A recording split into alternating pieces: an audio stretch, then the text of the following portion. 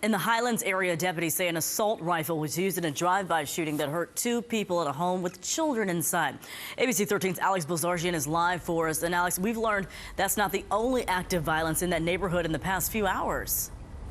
Right. Investigators say that a car was intentionally lit on fire outside of this home on West Houston.